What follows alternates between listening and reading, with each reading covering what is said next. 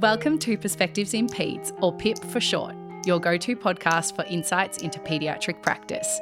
From clinical approaches and emerging research to the everyday wins and challenges, we bring you OT perspectives that inform, inspire and spark conversation. Welcome to Pipcast. Today we have Alyssa and Gabs. Good morning. Hello. Ooh, it's good to be back. So we're talking about an interesting topic today, and it is masking. So I thought we'd kick off. We've got a few questions we want to ask, but we're very aware that in a lot of ways this is quite a new term to a lot of people. So we're going to see where the conversation takes us. And we really want to preface this by saying that we're not the authority on this, but we're aware that it's something that really needs more discussion. We need to talk about it more. We need to learn more. And we thought by doing an episode on it, it might prompt some ideas amongst the OT community and other providers that are perhaps not as privy to working with clients where this comes up a lot. But we think that the community of clinicians that listen, I think we can generate a bit of discussion. So should we kick it off? Mm-hmm. For sure. So I guess we were talking about before that when it comes to, I guess, actually exploring what is masking and how can we explain that when we're talking to other clinicians and families. For sure. It's we were talking about it, and it is so much easier said, like, let's find a definition for masking. And then we thought about it, like, gosh, this is so much wider and more complicated than originally. And I think it's a good thing that it's actually complicated. It's like, should be a complicated subject. I agree. And we don't want to sort of even say that only certain groups are allowed to call it masking or identify as masking, or so we didn't want to give a definition. And I think that what we do want to talk about is, I guess, what it can look like, which might help us to kind of loosely define what masking can mean for people. For sure. Do you guys want to chat a little bit about that? I speak a lot with my clients around entering like different situations and sometimes, I guess, camouflaging parts of yourself, whether that is to fit in or it is, I guess, an expectation of where you are in the environment. And I guess being able to support your clients to notice when they are perhaps masking or not being their true self, and being able to make more of a conscious decision to have a bit more balance day to day, I think. We also wanted to talk about how masking can be conscious or subconscious. Definitely. And we really wanted to acknowledge that masking, I guess, in a conscious sense, which is often, I think, what a lot of people know masking to be, is to fit in and making a conscious decision to mask certain behaviours or needs to fit in socially. But we also want to acknowledge that for many, it's actually a safety thing in terms of kids have learnt consciously or subconsciously to actually mask elements of their authentic self. I like how you used that term before, to remain safe. And that can be to remain in the classroom, to remain within a group of peers, to remain within the school system. Sure. And this is, obviously, we work with kids, so we're talking a lot about kids, but there are broader implications for people within workplaces and within their families. So it's huge. And I think even this introduction has explained why we're not going to give a definition. For sure. I know that I listened to a podcast episode that Grace Tame did, and I found that incredibly helpful. She really pointed out a lot about the safety considerations. And so we might put some other people that have a much better authority on the topic, perhaps, in some ways. It's not like an authority, just a lived experience. When it comes to masking, like, it's, in my opinion, the more voices you hear from different people, the better, you know? And when we say authority, the people who do have the authority to say that would probably recommend listening to other people's experiences as well. You know, it's putting a label to something so individual that, yes, you know, it's an individual experience that connects you to a community of like neurodivergent people, but it is still individual. you know? And I love that we touched on not giving a definition. I guess what we did want to give instead of the definition is like an acknowledgement of the complexities of it, and an acknowledgement that there are, you know, groups of people, and that this language is like an evolving term, masking, and there are groups of people who use it in different ways. And that, yes, today we're talking about the experiences we've had working with young people who often do mask in different settings. Yeah, it's our perspective of the people and the individuals that we are privileged to work with. But like Gab said, there's other people that do refer to masking that we haven't had any experience of either. So hopefully people can really resonate with the complexities of this topic and leave comments and generate some really healthy discussion, because the more we talk about it, the more we're going to learn. And the more we learn, the more we can support those that need it. For sure. Curiosity is key. And when we were talking about kind of if we were trying to explain what masking is a little bit in more detail, one thing we touched on was this idea of choice, like choice and control and informed choice.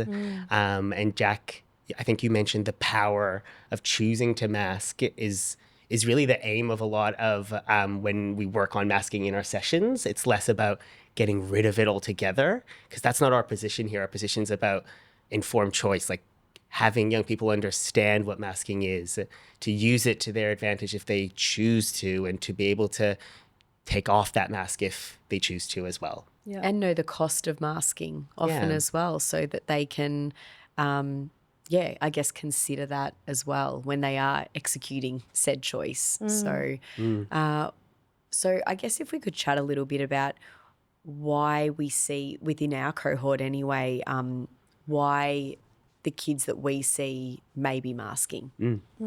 I think lots of my clients come to me and when we have goals around masking, it is often in the school environment. And generally my high school students find this really a challenging balance, because different teachers, different groups of people, different classrooms and things like that can change, I guess, how comfortable they are in that kind of certain situation. So often the masking that I have come across, I guess, or the goals that we've worked around is supporting a child in a different classroom to, I guess, be engaged in the content of the work and that sort of thing, knowing as well that they are putting a lot of time and effort into masking. I think that's a really good point. I also think the cost of that is really hard for families, because they are often the safe space where the child feels comfortable not masking, and the consequence of having masked all day often leads to a lot of challenges at home for the family to navigate. So when they're trying to support their child in the school, there is that, discrepancy in how the child presents, and parents are repeatedly talking about how there's just no support from the school, or there's that lack of understanding, because what they see in the child at school is not what the families experience, or what they know the child is truly experiencing, or what the child knows they're experiencing themselves, but finds it hard to advocate for that as well. I think the school is a really interesting space to discuss masking, you know, because it's such a hot topic word, and it's such an important one, but it is used so often at the moment. It can sometimes be used interchangeably with like an excuse to behave in a different way, or to not have to do what is expected. And at the end of the day, masking is about, you know, changing, or either consciously or unconsciously, we talked on, to suit potentially the context that you're in. That might not mean that that's a good thing, you know. It might not be a good thing that you have to change who you are for that day, for that month, for that week, for that year, to suit that context. I think helping kids to understand what that means for them is really important, because there are so many nuances there. And for kids in school, especially young kids, knowing the difference between masking and not being able to meet a demand, for example, versus so skill nuanced. deficits. So nuanced. It's really layers upon layers. So, and often it's never actually just one thing. So Hey, Mace. Hey, Mace. I'm allergic to Macy, everyone. It's really, So when Gabs- it's really upsetting. If you start hearing sneezing, that's what's happened. Yeah. Oh no, it's She's actually. He's like, I've got an itchy nose. I still love her. It is. It's really, really layered. I think they live on similar kind of like planes, masking and demands, and balancing what is like a necessity and this is just like opinion, and it comes from years and years of like society telling you that that's what it should be, versus this is actually something that you do have to learn that is important. For sure. It's like a survival skill. And as if we well. can talk about layering that for neurodivergent teens, particularly on what is already one of the biggest transitionary periods of a person's life in terms of so many kids without the need to mask are finding their space in the world and finding their identity, and it's normal for them to be separating from their family and be finding their place in social groups or in different environments. So that is already incredibly challenging and taxing part of our lives. Confusing. And confusing. Yeah, gosh, it's confusing. So- don't take me back. I don't want to remember. Very few people want to go back and relive that time of angst and insecurity and a lot of big feels and all of that. So I think we can acknowledge very much why we understand why people feel the need or do mask in a lot of scenarios. And it's really an important thing that we keep talking about. So we spoke a little bit about the masking of behaviours, and I think a lot of times the way that masking is spoken about is in social context in terms of fitting in or trying to conform to neuronormative social expectations, and I'm sure that is a huge part. But we've also spoken a little bit within that about you're not just masking behaviours or trying to fit in necessarily, you're often masking needs as well. What's the relationship there? Oof.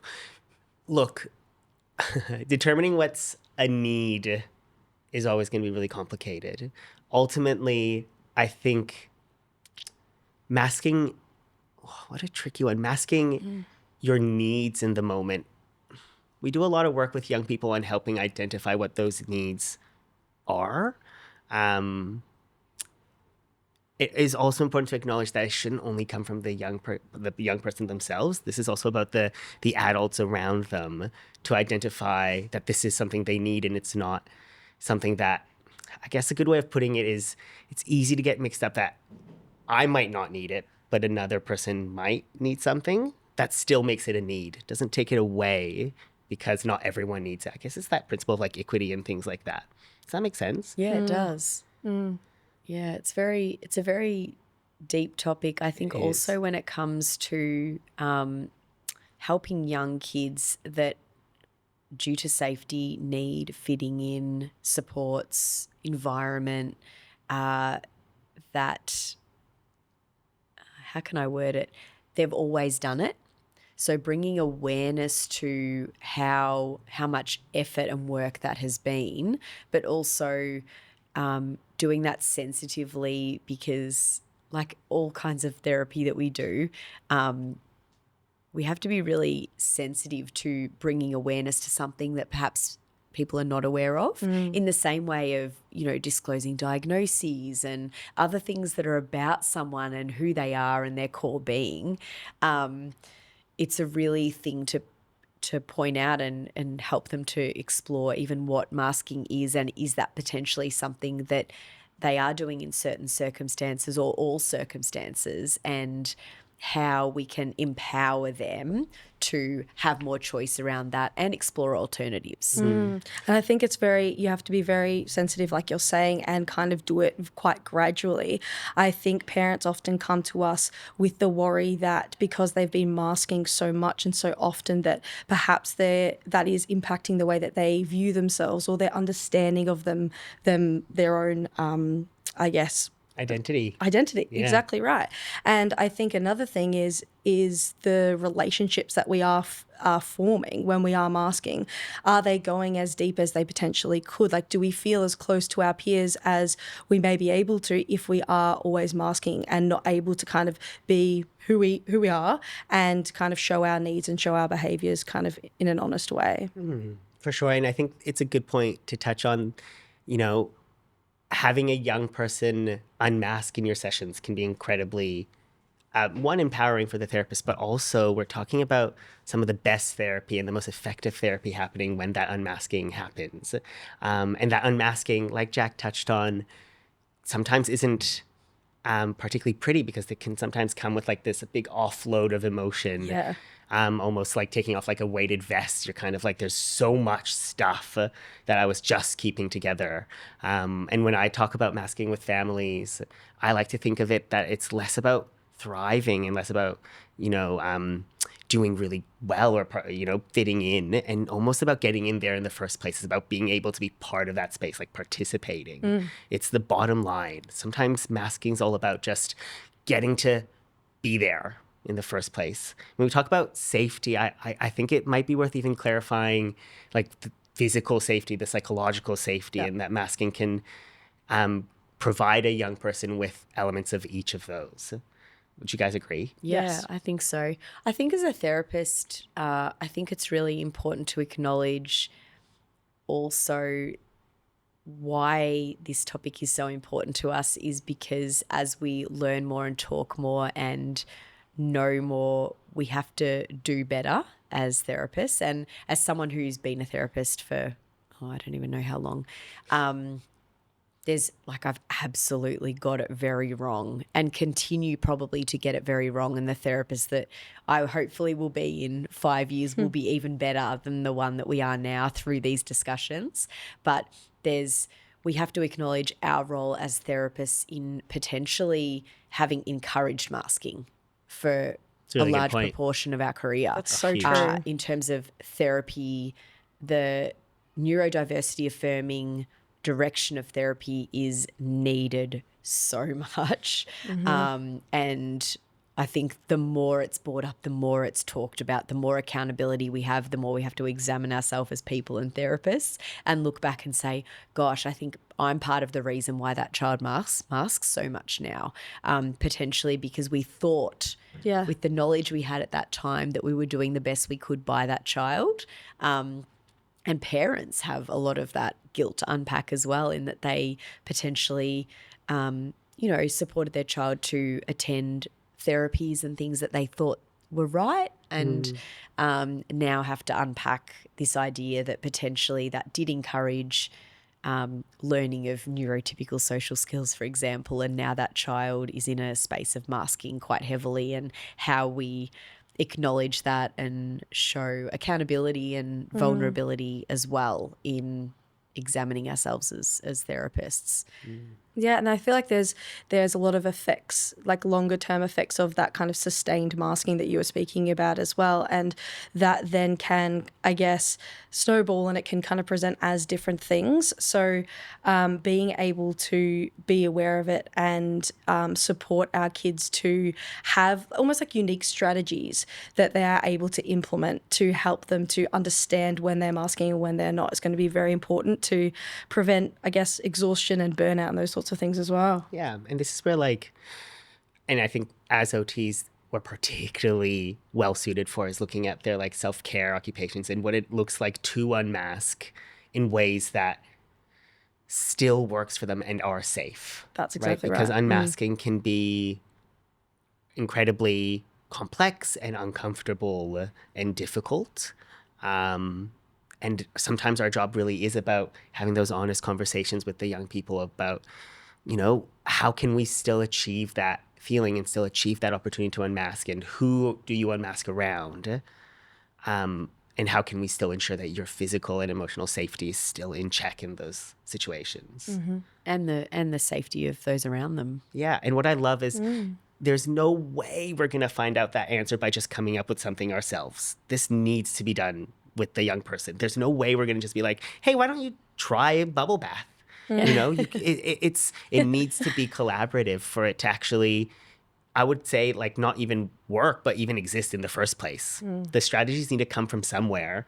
And, like, it's not surprising that they come from the young person who's unmasking in the first place. Yeah. How revolutionary. Yeah, who would have thought? And I think rapport is going to be your biggest alliance, I think, in that as well. For sure. I'm not going to kind of start these discussions, especially if the child isn't aware of their masking. I think straight off the bat, and straight, out of the intake, I think it will take a little bit of time to build the rapport and kind of start to unpack, I guess, perhaps the differences of how they are at school and how they are at home, and helping them to connect the dots a bit. We really need to humble ourselves as therapists too. We're not the answer to No everything. way. We don't even need to be that big of a part of the answer. I think sometimes we think that, we need to, develop all this rapport, and we're going to be the one that brings it up and teaches them. But often part of that process is realizing that sometimes there's already those people for that young person, and supporting them to actually work with the young person as well. Like, not every we're not the answer to everything, but we can do a lot of work in facilitating that and working with the care team and providing a lot of support on behalf of the young person who maybe doesn't have the words for it yet, but needs their family to understand them a little bit better. So our role can be very different for each child as well. And I think that it's important to, again, weird as OTs and other clinicians, to zoom out and look at the individual and their circumstances and their family unit, their school unit, their social units, and actually work with them. Yes, I think the child's going to help us Yeah. the most in this situation. Absolutely. So I guess when we're talking about spotting like subtle signs of masking, or knowing when, I don't even know why we said subtle. It doesn't even have to be subtle. But how to spot signs of masking. Oh, gosh, it's tricky. And, starting with, before we even start this conversation, I think it's important to note that our job is not to call out a young person who might be masking. Masking is still, it's a power of choice. Our job is to help them understand eventually that they do have the power to choose in situations.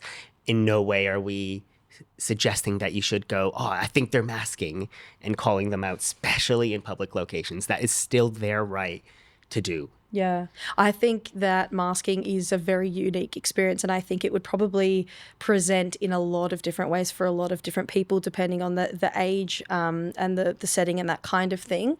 I think something that I do notice is a lot of hypervigilance, or perhaps the child presenting like they are sitting and that they are engaged, but they are often very aware of what's kind of moving around the room, or perhaps what the peer next to them is doing. And I guess you can sometimes see that they may be mimicking or copying other behaviours around the room, so that they are blending in or flying under the radar a little bit. That's what I've noticed from definitely school observations. Sure. You do see it too. Another big one is like stimming, or the lack thereof. Sometimes stimming I think is a really tangible one to understand, that for a young person to be stimming a lot in your session or at home, and then to suddenly withdraw from that stimming altogether at school. We see a lot of that in high school when social pressures start to creep in.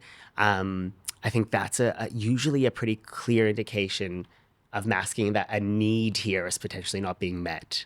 Yeah, where there's like big changes environment to environment. And Sure. I think I like what you said around stimming or not, because sometimes the big increase in stimming is that sign of epic dysregulation as well. So I think, again, there's no hard and fast rule. It's getting to know that kid and how they do present across different environments, and what's changing and what's their experience. And Sure. I think in the flip side as well, when we're talking about masking and pointing it out, the flip side is potentially also not believing when someone says they're masking. We need to take kids' word for what they're saying. Yeah. And I think that happens a little bit as well, in terms of kids finally, coming to school and saying, I've been masking, and teachers saying, oh no, but you're actually really capable at that. And it's that well-meaning, I guess, reassurance, but we need to stop doing that. It's not very validating, is it? No, we need to validate and not jump to solutions or reassurance as much as we, and I say we because I think everybody who works with young people does this at different times. So Sure. I think there's so much power in just listening and validation.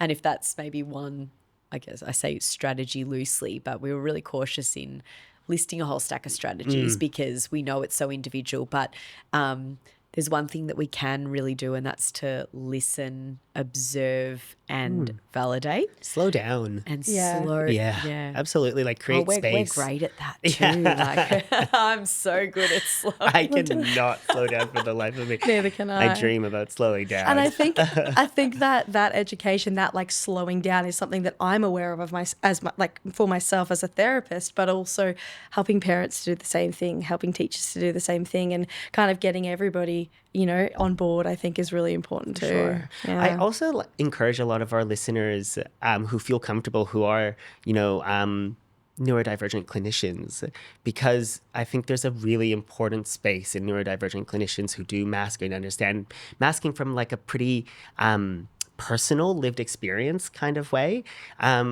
To have voices in this space to teach other therapists on how to have some of these conversations. Not that it's a responsibility, but boy, would I appreciate it. Yeah, I think understanding what worked or didn't work for them and how they teach it, and I think that that's an incredibly important space because, they do have both lived experiences. For sure.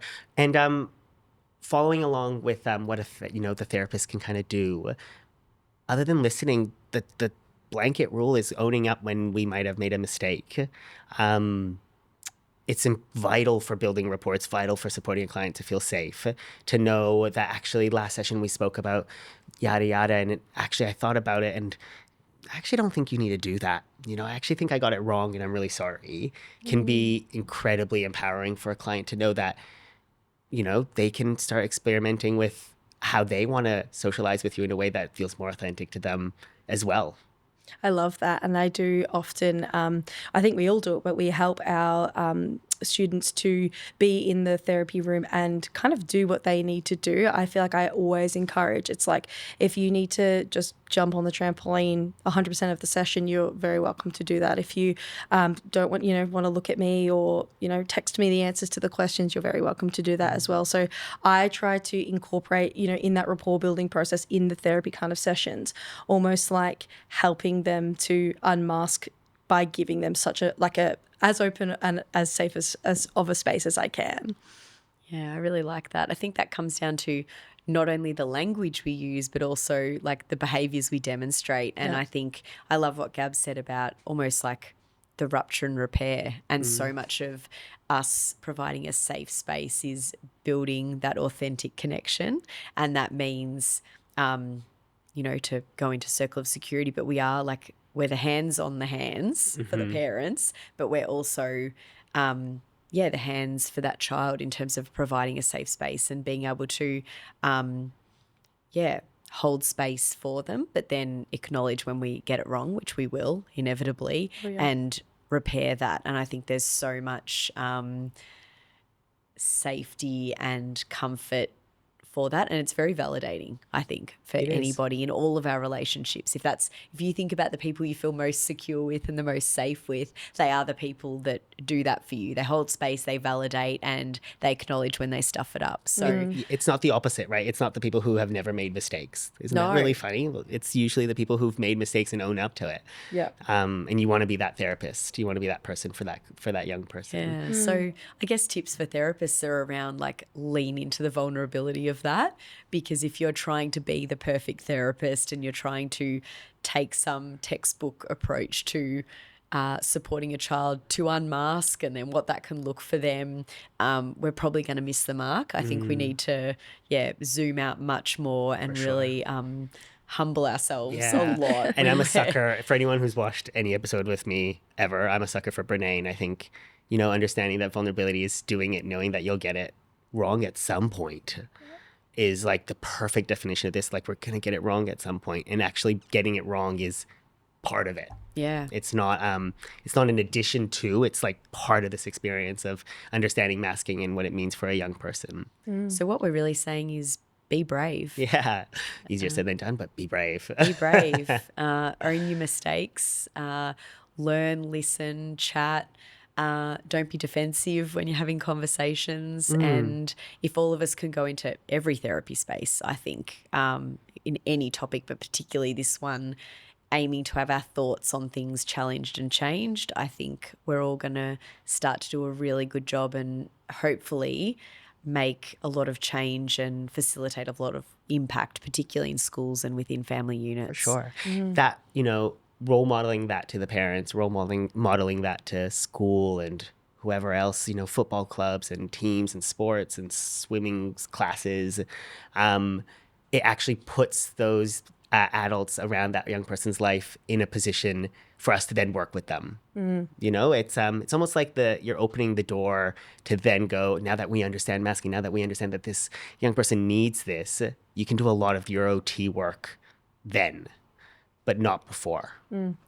So I think given it is quite a new space in a lot of ways, I think sharing of resources is really helpful. So we'll share what we've spoken about in the show notes, but please, if you have anything that would be useful reading or lived experience, people that we can follow, we'd love you to either leave a comment on YouTube or leave a comment on our socials, whether it's Facebook or Instagram, and we'd love to compile something. We can send it out in an email, but sharing of information is really helpful. So thank you, Alyssa and Gabs, for being brave and joining us on the couch to talk about such an important topic. And we hope you'll be back. Thanks, Jack. See you next time. Bye. Bye.